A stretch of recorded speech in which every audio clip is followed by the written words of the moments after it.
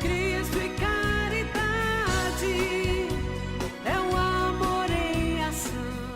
E com vocês agora, nossa irmã Maria do Carmo, que vai falar para nós sobre a parábola do filho pródigo. Muita paz a todos. Muita paz, graças a Deus. Bom, eu também quero agradecer, né, porque o que me fez aceitar esse convite de Emanuel foi a oportunidade que eu vi de mais um estudo, né? Porque, por mais simples que seja a nossa conversação, nós temos sempre a oportunidade valiosa de estudarmos, porque vamos pesquisar, né, vamos buscar, vamos diversificar, e eu vi nisso uma oportunidade que a espiritualidade está nos dando, né? E agradecer também a confiança de Emanuel em ter me convidado, agradecer aos amigos todos do Regeneração, trabalhadores, pelo apoio recebido, e a cada um de vocês que confiam no nosso trabalho do Regeneração e sempre estão aqui, não é? Todos os domingos, e alguns até nos estudos da casa, fazendo parte desse aprendizado. Então, eu posso dizer que eu estou feliz em estar aqui nesse momento, né? E agradeço realmente de coração. Nós vamos hoje, né, como já foi anunciado por Emanuel, falar de uma parábola que, se a gente se debruçar sobre ela, nós vamos encontrar uma infinidade de questões para o nosso aprendizado, né? Nós não vamos nos ater à questão do contexto histórico, à questão da linguagem, mas nós vamos focar no objetivo que a mensagem, a parábola do filho pródigo traz para nós, né? Como todas as parábolas de Jesus. E essa é uma parábola, a gente sabe que é muito conhecida, né? E durante muito tempo, eu posso dizer até que, bem antes de conhecer a doutrina espírita, nós tínhamos um outro entendimento sobre esta parábola. Nós focávamos mais na questão do filho, né, o pródigo, sem fazer uma análise mais abrangente que a doutrina espírita veio trazer para a gente, a partir dessa mensagem do filho pródigo, né? Então, hoje nós já temos uma outra visão sobre o filho pródigo, e não apenas do filho pródigo, mas das atitudes do pai, das atitudes do outro filho, né, do irmão.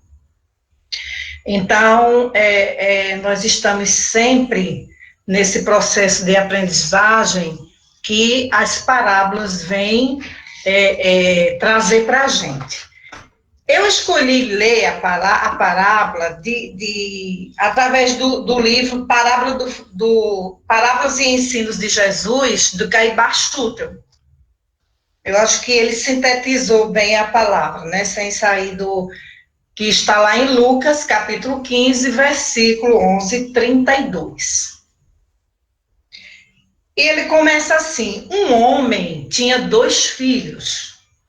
Disse o mais novo a seu pai: meu pai, dá-me a parte dos bens que me toca. E ele repartiu seus haveres entre ambos.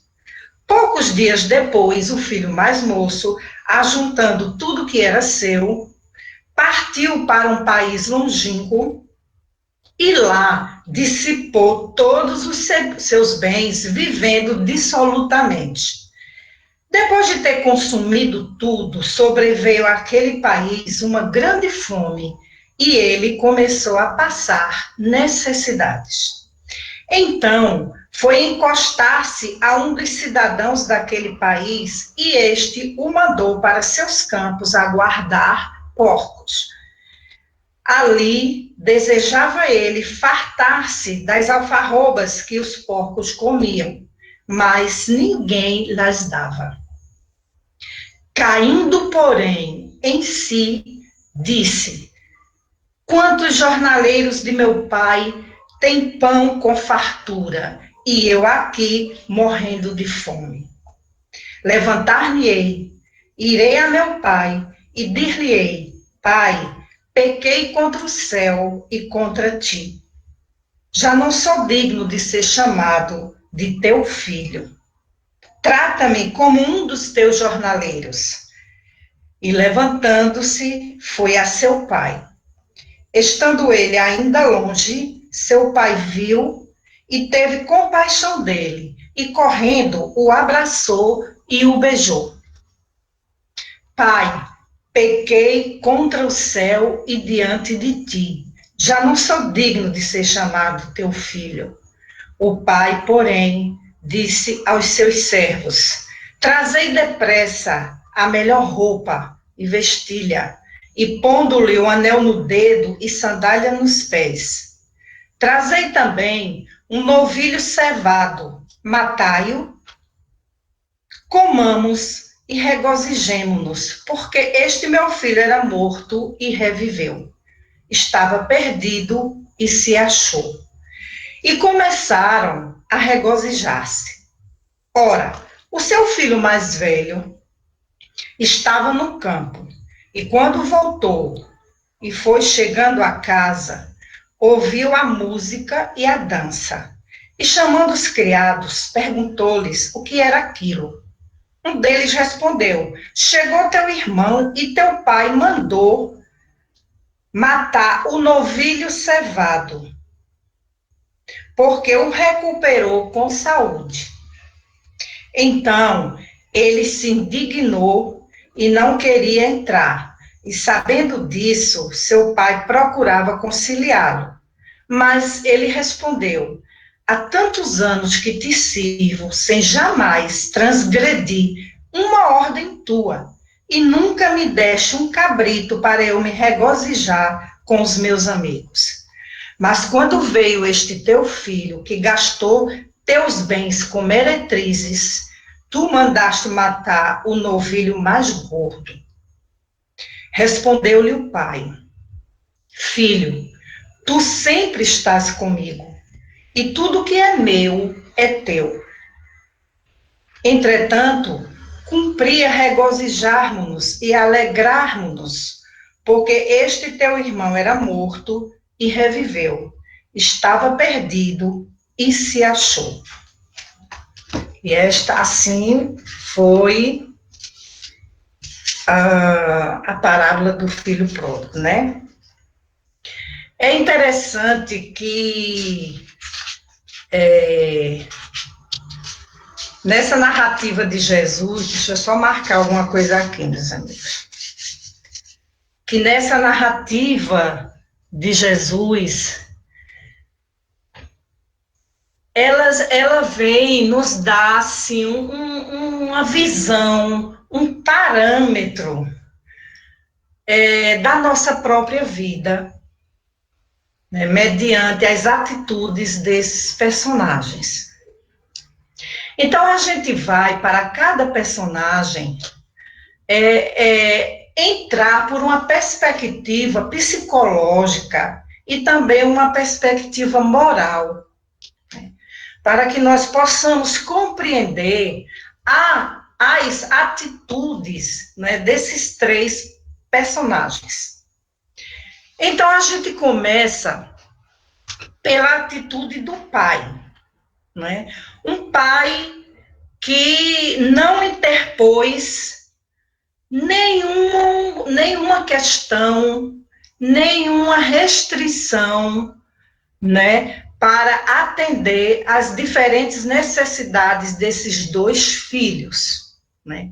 Então, ele respeitou a cada um deles, se mostrando um pai condescendente. Respeitou o livre-arbítrio do filho mais moço, que queria viver sua própria vida longe da proteção do seu pai, viver novas experiências, e respeitou também a decisão do outro filho de ficar na sua fazenda, cuidando de tudo como ele já cuidava. Então, a gente pode ver que esse pai, né, ele mostra para a gente um pai que é de amor, um pai que respeita as decisões dos filhos, um pai que, como já dissemos, compreende a necessidade de cada um de seus filhos e não fez nenhuma questão e contemplou os dois e admitiu a partida do filho, e este filho se foi. Então, a gente olhando assim, a nossa visão a princípio desses personagens, dessa parábola, no tocante ao filho pródigo e ao outro irmão, a gente tem uma visão, assim, ainda que superficial, da personalidade deles, dos traços da personalidade desses dois rapazes, né? E a gente observando o filho pródigo, não é, o mais moço, a gente vê que ele tinha uma personalidade extrovertida. Ele tinha uma determinação, ele tinha uma personalidade ativa. E daí ele teve a coragem de tomar essa decisão, né? Então, apesar dele ser um filho pródigo, um filho perdulário, um filho esbanjador, mas ele foi em busca das suas próprias experiências, né? Ele gostava, a personalidade do extrovertido é caracterizada o impacto de causar. Ele quer sempre estar em evidência, ele ama estar junto com as pessoas, em festas, esbanjando com todos os seus amigos, né? Claro que a gente está falando desse ser extrovertido, mas aquele que tem uma escala de intensidade nas suas ações, que no caso foi a do filho pródigo, né? Porque ele se utilizou de toda essa fortuna que era dada para ele, para ir mesmo viver em festas, viver em farras, curtir a vida, como se dissesse, a vida é minha, então eu faço dela o que eu bem entender. E ele partiu, e ele foi viver as suas experiências, né? Ele foi, digamos assim, irresponsável, mas que naquele momento era ele. Era a personalidade dele, era a condição moral dele.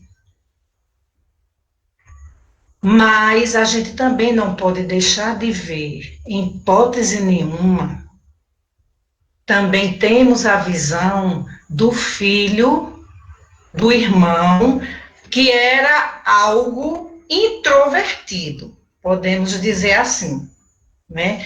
Era aquele filho que, a princípio, a gente, quando procura ver as entrelinhas da parábola, a gente percebe, no desenrolar também, que ele era aquela pessoa que fazia questão de estar ali cumprindo, né, com suas obrigações de filho, né, guardando a sua fortuna, cuidando da sua herança.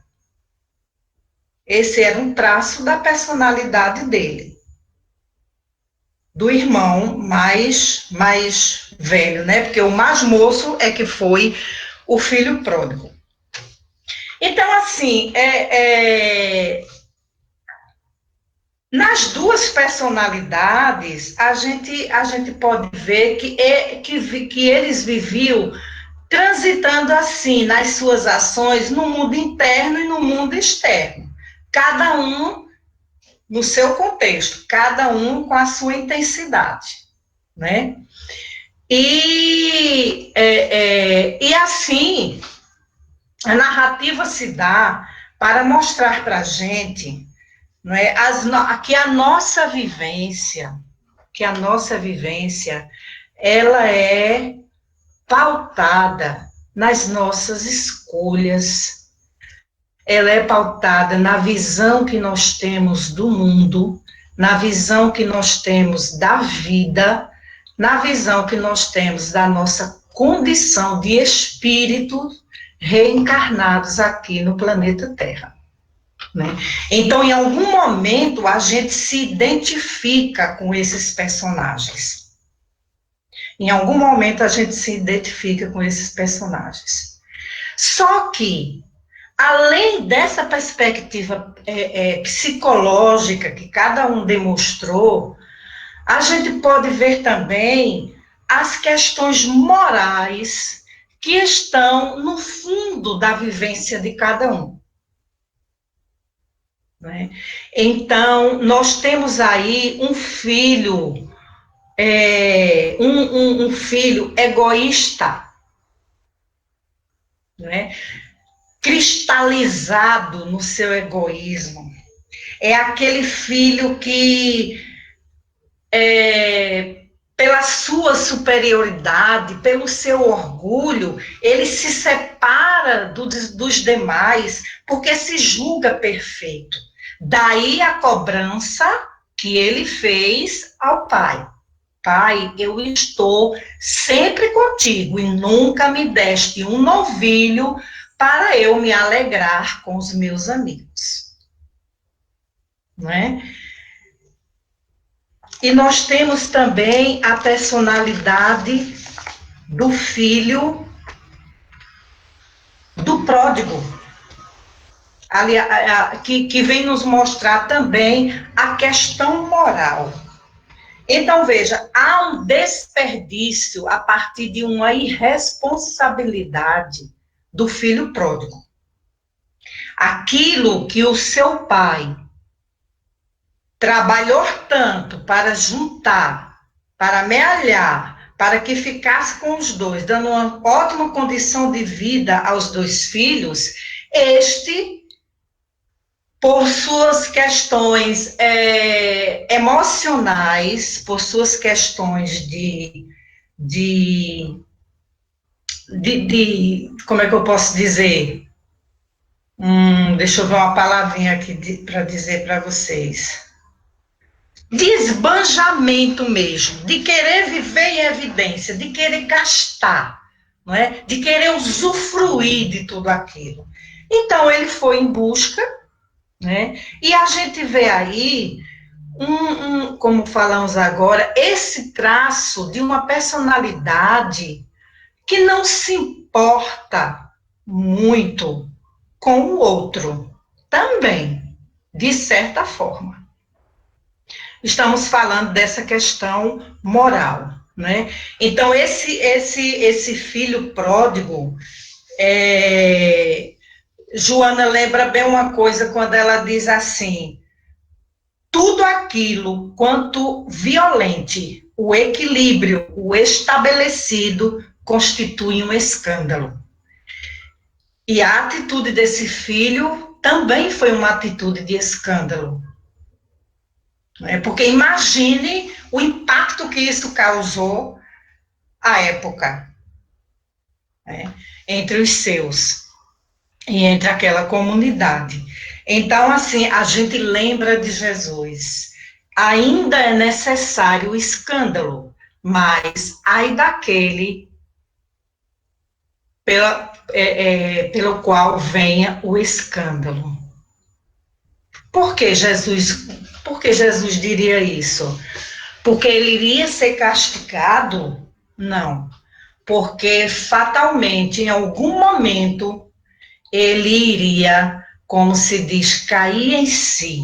E aí vem toda uma gama de sofrimentos e de dificuldades a partir dessa atitude. E foi justamente o que aconteceu com o filho pródigo, né? O filho pródigo se viu num país muito distante, longe de toda a sua família, passando as maiores privações, as maiores necessidades, mas a mesma atitude que ele teve, a mesma determinação que ele teve ao dizer ao pai dele: pai, dá-me a parte da minha fortuna, que eu me vou, ele também mostrou essa mesma atitude, essa mesma determinação, quando, a partir das dificuldades, ele lembrou do pai, lembrou que o pai tinha os trabalhadores dele lá, e eles passavam bem, e ele estava ali em sofrimento, e nesse momento ele se arrependeu e tomou uma atitude: vou em busca do meu pai, vou pedir-lhe perdão, né? Vou dizer a ele que pequei contra ele e contra o céu. Então, assim, quando esse filho pródigo toma essa atitude, ele está buscando uma melhoria moral e espiritual para a sua vida, né? Então, a personalidade determinada dele não foi apenas para fazer aquilo que nós consideramos errado, né? E que não era lícito, claro, a gente tem que atentar para essa questão também. Mas ele também soube se posicionar perante o Pai e perante Deus e retornar à casa paterna. E isso é uma das lições mais importantes que essa parábola vem trazer para a gente, o retorno à casa do Pai. E nós vamos, daqui a um pouquinho, saber por que esse retorno ele se faz tão importante nas nossas vidas, né? E o filho, a gente pode perceber também, né, no filho pródigo, uma personalidade de alegria, uma personalidade de querer estar com o outro, porque não há só pontos negativos nessa personalidade, há pontos muito positivos também na personalidade deste filho pródigo, né? E já o filho, o outro filho, aquele que cobrou do pai, aquele que se disse o perfeito, né, nas suas entrelinhas, ele se disse o perfeito, ele estava no seu íntimo, cheio de ciúme, de egoísmo, de inveja. Então, veja como se dá essa situação. É aquilo que a gente falou. Esse movimento da nossa vida, e aí no caso dos dois, né, entre aquilo que a gente quer viver internamente e aquilo que a gente também, em dados momentos, queremos viver externamente, né? Então, esse filho que é considerado o egoísta, Ele era aquele filho aparentemente perfeito. Cuidava dos seus bens, né? Não desrespeitava o seu pai, vivia sempre ali, né, na sua casa, fazendo o melhor que podia. Mas vejam só, meus amigos, o que era que se escondia atrás desse personagem? Quais os sentimentos que moviam intimamente este personagem? Né? São os extremos. Os dois filhos são os extremos. Então, assim, é uma lição que só vem trazer para nós o ensinamento de uma responsabilidade em fazer valer o que os Espíritos nos dizem: conhece-te a ti mesmo. Porque ambos trazem sofrimento para si próprios. Não é? Um com as ilusões da porta larga, que tanto Jesus falou para a gente. O outro com o seu egoísmo, com o seu ciúme, com a sua inveja. Então, assim, nós ainda também, iguais a eles, nós transitamos por essas casas mentais, por esses caminhos morais. Porque muitas vezes a gente pode pensar assim nessa parábola e dizer: ah, mas eu não. Aliás, pensando nessa parábola, a gente pode fazer assim, mas isso é a questão do dinheiro. A parábola fala do dinheiro. Eu não faço isso. Meus irmãos, o dinheiro, a parábola fala da questão da divisão dos bens materiais, mas isso é muito mais abrangente. A doutrina espírita, ela vem explicar para a gente justamente essa abrangência dessas nossas decisões, não é? Mediante a nossa vida. Então, nós podemos não esbanjar o dinheiro, né? Mas nós podemos vivenciar outras situações que nos afaste de Deus, né? Que nos afaste de nós mesmos. Então, aqui no livro, na apostila do EAD, eu achei bem interessante uma analogia que eles fizeram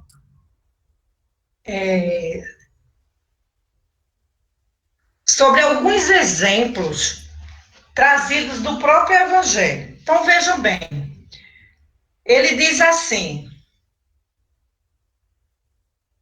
esse pequeno trecho da parábola do filho pródigo desperta valiosas considerações em torno da vida. E olha os exemplos que ele nos dá. Judas sonhou com o domínio político do evangelho. Né? Maria de Magdala pusera a vida íntima nas mãos de gênios perversos. Todavia, caindo em si, sobre a influência do Cristo, observa o tempo perdido. Pedro, intimidado ante as ameaças de perseguição e sofrimento, nega o Mestre Divino. Entretanto, caindo em si, ao se lhe deparar o olhar compassivo de Jesus, chora amargamente, mas avança. Paulo, confia-se a desvairada paixão contra o cristianismo e persegue furioso todas as manifestações do evangelho nascente. No entanto, caindo em si, perante o chamado sublime do Senhor,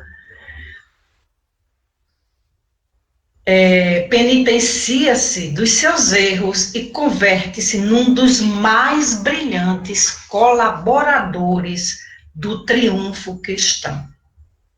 E sobre isso, Emmanuel nos diz, no livro Fonte Viva, cai, contudo, em ti mesmo, sob a bênção de Jesus, e transferindo-te, então, da inércia para o trabalho incessante pela tua redenção, observarás, surpreendido, como a vida é diferente.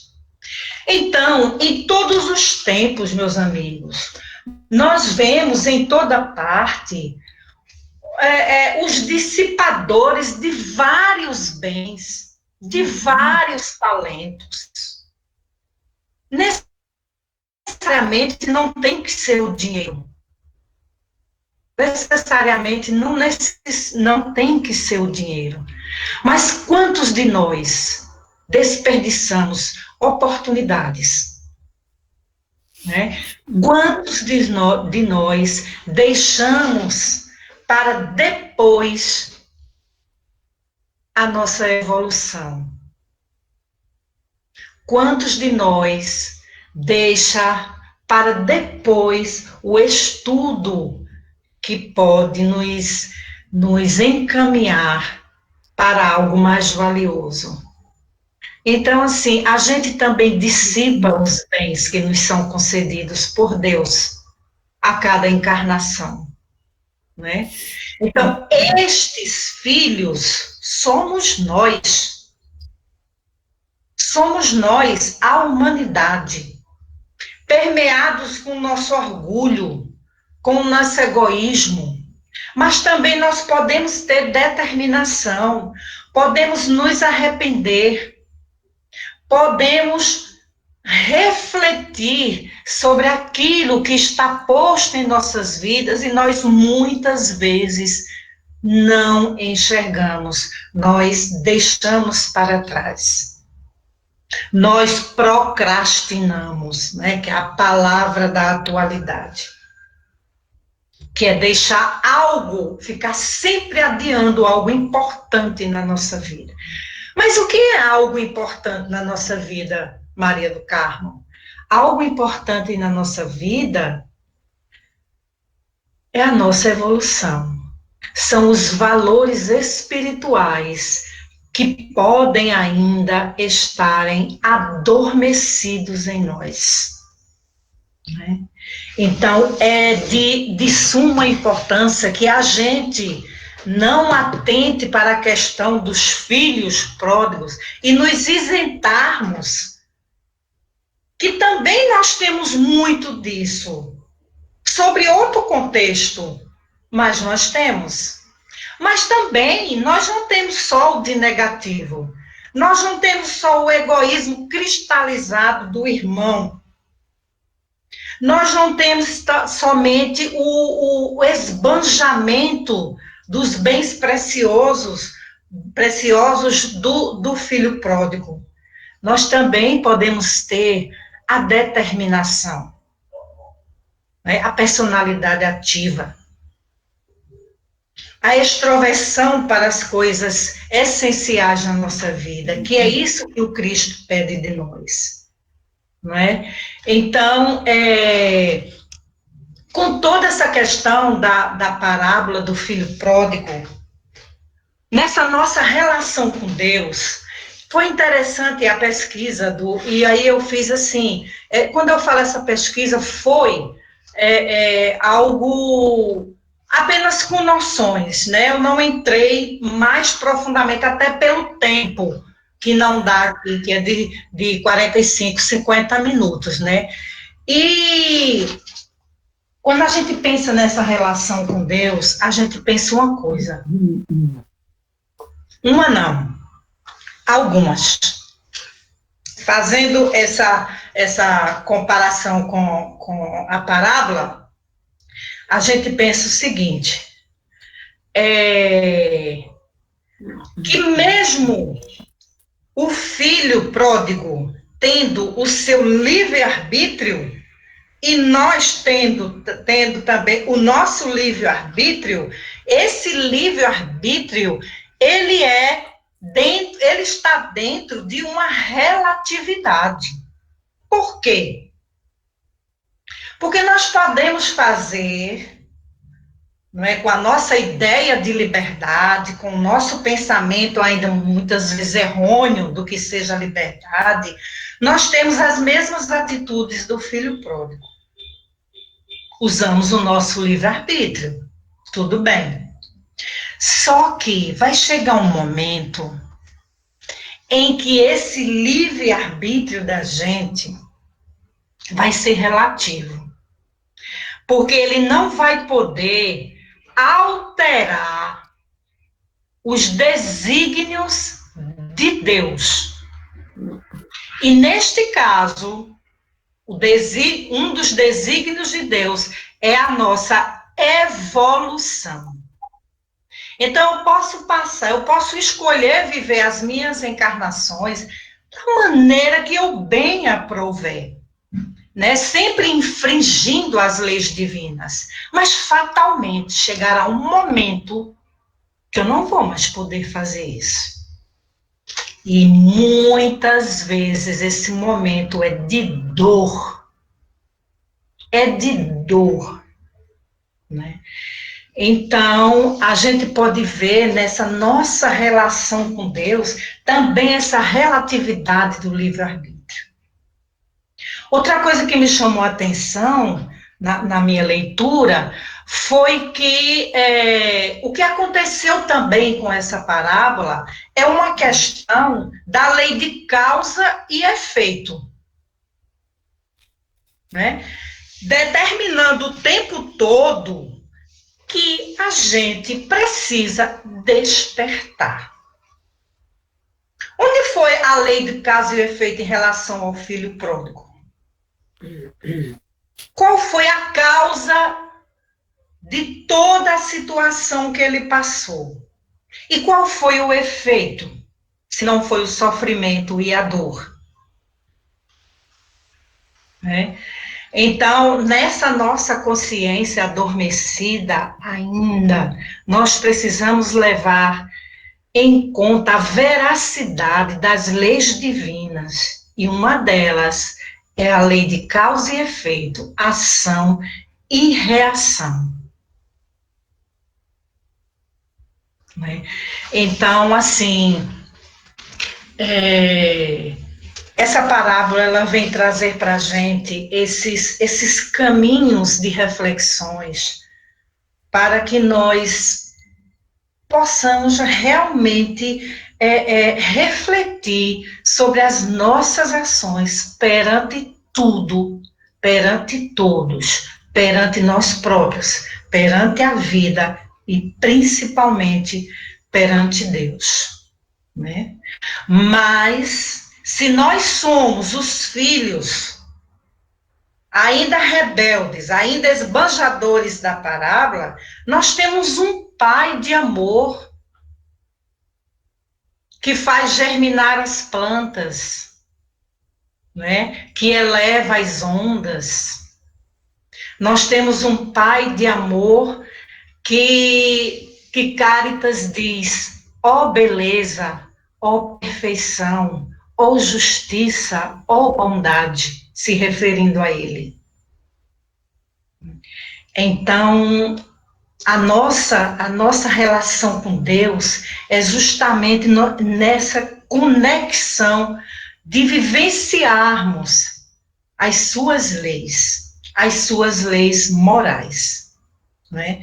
E Caíba Schutel, ele diz uma coisa bem interessante, que essa parábola ela derruba por completo a teoria das penas futuras. Ele dá essa explicação. Por quê? Porque não mais, inclusive, ele diz até aqui algo poético, que eu vou ler para vocês. Ele diz, como poderia Deus criar uma alma ao lado de um inferno eterno? Né? Estamos falando da oportunidade que o pai do filho pródigo deu a ele e ao outro irmão. Estamos falando das oportunidades que Deus nos dá de reconciliação, de mudança do nosso campo mental. E ele diz assim, que com esse Deus que Jesus veio mostrar para a gente, não há sofrimentos eternos, não há dores infindáveis, não há castigos sem fim. Ele diz, há gozos eternos, há prazeres inextinguíveis, há felicidades indestrutíveis por todo o infinito, por toda a criação, porque Deus é amor e é bondade. Então, ele ainda fala uma coisa interessante. Se é verdade que o filho chega a perder a condição de filho, o pai nunca perde a condição de pai para com todos. Esse pai, ele está se referindo a Deus. Então, meus amigos, da mesma forma que por algum tempo o filho pródigo perdeu, digamos assim, a sua condição de filho, né? Deus nunca perdeu a condição de pai. E lhe facultou, mesmo através das dificuldades, na lei de causa e efeito, de ação e de reação, oportunidades de redenção, oportunidades de conversão. E ele faz a mesma coisa conosco o tempo inteiro, né? O tempo inteiro. Então, essa parábola, ela traz para a gente, quando eu li e estudei, né, através aqui do aprofundamento da doutrina espírita, que eu até sugiro, viu, minha gente, se vocês têm aí o livro, a apostila do EAD, que é Estudo Aprofundado da Doutrina Espírita, para quem não sabe, no livro 3 tem essa parábola do filho pródigo, e ela é assim, mas muito, muito detalhada em todos os seus pontos na parábola. Então, vale muito a pena ler. O que nós trouxemos aqui foi só uma simples noção do que nós lemos, tanto em Caibar Schutel, como na doutrina, no aprofundamento da doutrina espírita. Então, assim, são lições valiosíssimas para cada um de nós, né? Então, nós estamos nessa relação com Deus, e nós precisamos fazer valer a nossa relação com Deus, porque ela é muito, mas muito superior do que o que nós imaginamos, né? Então, Emmanuel diz uma coisa, Guilherme, você pode postar o último, por favor. Então, Emmanuel diz uma coisa interessante aqui, para a gente ler. Se te sentes ligado à esfera superior, por teus atos e diretrizes, palavras e pensamentos, não te encarceres na vaidade de ser bom. Não te esqueças, em circunstância alguma, de que Deus é Pai de todos, e se te ajudou para estares com Ele, é para que estejas com Ele, ajudando aos outros.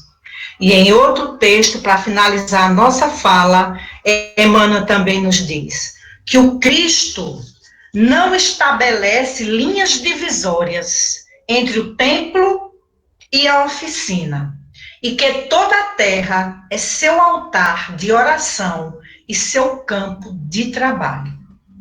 Essa é a lição que a parábola do filho pródigo deixa para a gente, que Emmanuel deixa para a gente. Né? Então,